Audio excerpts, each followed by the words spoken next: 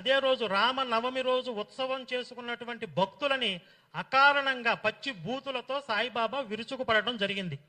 ఇది సాయిబాబా సచ్చరిత్రలో స్పష్టంగా రాయబడి ఉంది. ఇది చదివిన తర్వాత ఏం అర్థం చేసుకోవాలి హిందువులు? సాయిబాబా గారు నిజంగా హిందువుల్ని ముస్లింల్ని సమన్వయం చేయడానికి వచ్చినటువంటి అవతారం అని చెప్పి కొంతమంది ప్రచారం చేస్తూ ఉన్నారు. సమన్వయం చేయటం అంటే ఇప్పుడు హిందువులతో రామ నవమి రోజున ఇస్లాంకి సంబంధించిన ఉత్సవం చేయించారు. అదే రంజాన్ రోజు ముస్లింలతో రాముడికి సంబంధించిన భజనలు చేయించగలరా? చేయించాడా సాయిబాబా? చేయించలేదు. అలాగే హిందువులందరికీ దేవుడు అని ప్రచారం చేస్తున్నారు. ఏ ముస్లిం అన్నా ఆయన దేవుడిని ఒప్పుకుంటున్నాడా? ఏ క్రైస్తవుడైనా ఆయన దేవుడిని ఒప్పుకుంటున్నాడా? కాబట్టి ఇది కేవలం హిందువుల మీద మాత్రమే జరిగినటువంటి కుట్ర.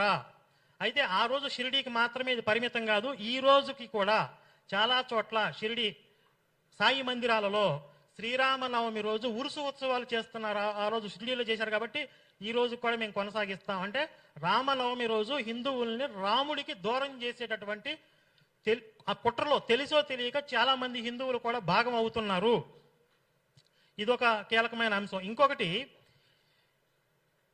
సాయి సచ్చరిత్రలో 4వ అధ్యాయంలో ఏముంటుందంటే, షిరిడీయే మనకి పండరీపురం, షిరిడీయే జగన్నాథపురి, ద్వారక, షిరిడీయే గయా, షిరిడీయే విశ్వేశ్వరుడి కాశీ, షిరిడీయే రామేశ్వరం. Page number 42. షిరిడీయే రామేశ్వరం కూడా, షిరిడీయే మనకి బద్రీనాథ్, కేదార్నాథ్, షిరిడీయే మనకి నాసిక, త్రయంబకేశ్వరం, షిరిడీయే మహంకాళేశ్వరుడి ఉజ్జయిని, షిరిడీయే మహాబలేశ్వరుడి గోకర్ణ క్షేత్రం. షిరిడీలో సాయితో సమాగమమే మనకు ఆగమ నిగమాలు, అంటే వేదాలు, ధర్మశాస్త్రాలు. ఇక్కడ స్పష్టంగా హిందూ ఆధ్యాత్మిక క్షేత్రాలని దెబ్బ కొట్టేటటువంటి లేదా ఆ క్షేత్రాల యొక్క మహత్యాన్ని తగ్గించి ఆ క్షేత్రాల యొక్క ప్రాభవాన్ని వాటిపై దాడి చేసే విధంగా ఇక్కడ ఈ రచన మనకు కనపడుతూ ఉంది. మీకు షిరిడీ గొప్పది అని రాసుకోవాలనుకుంటే ఎంత గొప్పదో మీరు రాసుకోండి, మీ సాయిబాబా ఎంత మహానుభావుడు గొప్పవాడు రాసుకోండి. కానీ హిందువులకి అత్యంత పవిత్రమైనటువంటి పండరీపురం, జగన్నాథపురి, ద్వారక, గయా, కాశీ, బద్రీనాథ్, కేదార్నాథ్, త్రయంబకేశ్వరం ఇలాంటి క్షేత్రాల పేర్లు చెప్పి అక్కడికి వెళ్ళేటటువంటి భక్తులకి వాళ్ళ మనసుల్లో ఇన్ని క్షేత్రాలు మనం తిరగలేం కాబట్టి ఒక్కసారి షిరిడీ వెళ్తే సరిపోతుంది, ఇవన్నీ అవసరం లేదు, కేవలం షిరిడీ వెళ్తే చాలు అనేటటువంటి ఒక విష బీజాలు హిందువుల మనస్సుల్లో నాటడం అవునా కాదా? ఈరోజు ఒక కంపెనీ ఏదైనా వస్తువుని ప్రచారం చేసుకోవడానికి కూడా వాళ్ళ వస్తువు ఎంత గొప్పదో చెప్పుకోవాలి తప్ప పక్కోడి కంపెనీ వస్తువులు మంచివి కావు, నాణ్యత లేవు అని చెప్పడానికి రైట్స్ లేవు. అలాంటిది ఆధ్యాత్మిక పుణ్యక్షేత్రాల విషయంలో ఎప్పటి నుంచో వందలాది వేలాది సంవత్సరాల నుంచి నిర్మాణమై ఎంతో మంది భక్తులకి ఆధ్యాత్మికత బోధిస్తున్నటువంటి ఆ క్షేత్రాల యొక్క ఔన్నత్యాన్ని కించపరిచే విధంగా, అంటే షిరిడీలో ఒక కంపెనీ పెట్టారు, ఈ కంపెనీ యొక్క మార్కెటింగ్ పెంచుకోవాలి, అక్కడ వ్యాపారం పెంచుకోవాలి కాబట్టి హిందూ భక్తుల్ని డైవర్ట్ చేయడానికి జరిగినటువంటి కుట్ర. దీని మీద మేము లీగల్గా కోర్టుల ద్వారా అప్రోచ్ అవ్వాలనుకుంటున్నాం. వీలైతే తెలంగాణ హైకోర్టులో కానీ లేదా సుప్రీంకోర్టులో కానీ ఒక పిటిషన్ వేసి ఏ క్షేత్రాలను అయితే ఇక్కడ ప్రస్తావించారో షిరిడీ సంస్థాన్ నుంచి ఒక్కొక్క క్షేత్రానికి ఇప్పటి వరకు జరిగిన నష్టానికి పరిహారంగా కనీసం 100 కోట్లు చెల్లించాలి. ఇక నుంచి షిరిడీకి వచ్చే ఆదాయంలో కనీసం 50 నుంచి 75% ఈ క్షేత్రాలకి ట్రాన్స్ఫర్ చేయాలి అని చెప్పి ఒక పిటిషన్ కూడా మేము ఫైల్ చేయాలనుకుంటున్నాం లీగల్గా చర్చించి. కాబట్టి ఇక్కడ స్పష్టంగా శ్రీరామనవమికి ద్రోహం చేశారు, పుణ్యక్షేత్రాలను దెబ్బకొట్టే విధంగా, పుణ్యక్షేత్రాల మీద వాటి యొక్క ప్రభావాన్ని తగ్గించే విధంగా దాడి చేశారు. ఆ తర్వాత అదే పారాగ్రాఫ్లో కిందకు వస్తే, సాయే శ్రీకృష్ణుడు, సాయే శ్రీరాముడు, మన నిజమైన ఆశ్రయస్థానం శ్రీ సాయే. శ్రీరాముడి యొక్క చరిత్ర ఎక్కడా? ఈ సాయిబు గారి చరిత్ర ఎక్కడా? ఈయన రాముడితో సమానం కాదు కదా, కనీసం తోటరాముడు కూడా కాదు చెప్తున్నా. పాతాళ భైరవి సినిమాలో తోటరాముడు అంటే ఆ తోటరాముడికి కూడా సమానం కాదు. అలాంటి ఈ సాయిబు గారిని తీసుకెళ్లి రాముడితో సమానం ఎలా చెప్తారు?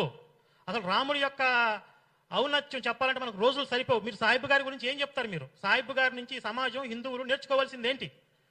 ఆయన చూసి ఒక ఉత్తమమైన పుత్రుడు ఎలా ఉండాలి, ఒక రాజు ఎలా ఉండాలి, ఒక భర్త ఎలా ఉండాలి, ఒక మిత్రుడు సోదరుడు ఎలా ఉండాలి అనేది మనం రాముడిని చూసి నేర్చుకుంటాం. ఈరోజు భారతదేశంలో ఉన్నటువంటి కుటుంబ వ్యవస్థకి ఆధారం రాముడు. భారతదేశం యొక్క అస్తిత్వం ఏంటి అంటే రాముడు. అలాంటి రాముడిని మీరు ఒక సాయిబుతో అల్లా అచ్చా కరేగా, అల్లా భలా కరేగా అంటూ ఎల్లప్పుడూ అల్లా నామస్మరణ చేసేవాడు సాయిబాబా గారు. అలాంటి ఒక వ్యక్తిని తీసుకొచ్చి రాముడికి రీప్లేస్ ఎలా చేయాలనుకుంటున్నారు? కాబట్టి ఇది స్పష్టంగా హిందుత్వాన్ని, ముఖ్యంగా రాముడి మీద విపరీతమైనటువంటి ద్రోహబుద్ధి ఇందులో స్పష్టంగా కనిపిస్తూ ఉంది. అలాగే ఇంకొంచెం ముందుకెళ్తే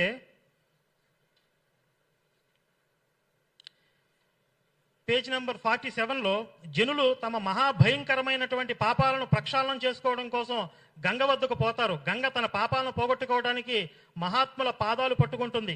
కనుక శ్రీ సాయిబాబా పవిత్ర చరణాలను వదిలి గంగా లేదా గోదావరి యాత్ర చేయవలసిన అవసరం లేదు. ఇక్కడ పుణ్యతీర్థాలను టార్గెట్ చేశారు.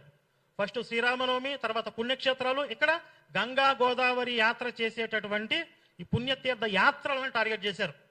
అంటే అన్ని విధాలుగా కూడా హిందువుల్ని డైవర్ట్ చేసి గుంపకొత్తగా షిరిడీ వైపుకు తరలించుకుపోవాలి, వాళ్ళ మార్కెటింగ్ పెంచుకోవాలి. వీళ్ళకి ఏ కోశాన కూడా 1% కూడా ఇలాంటి రైట్స్ లేవు.